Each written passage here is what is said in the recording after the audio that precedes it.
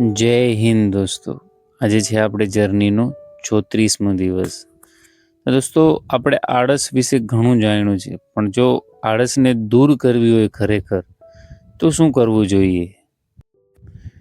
તો એની શરૂઆત હંમેશા નાના નાના કામથી કરવી જોઈએ દોસ્તો. કેમ કે આળસ આવવાનું બધેથી મુખ્ય કારણ એ હોય છે કે આપણે કામને હંમેશા મોટા તરીકે વિચારી છીએ અને મોટા મોટા સ્ટેપ લેવાનું વિચારી છીએ, એટલા માટે આપણે આળસ આવે છે.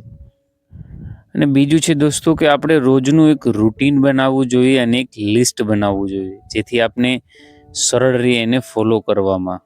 અને ત્રીજું છે દોસ્તો કે શરીરને થોડું એક્ટિવ રાખો, કેમ કે જેટલું શરીર એક્ટિવ રહેશે એટલું જ શરીર માટે આળસ દૂર કરવાનું આસાન રહેશે. જેમ કે એક્સરસાઇઝ કરો, વોક કરો અને રોજનું એક એવું આદત પાડો.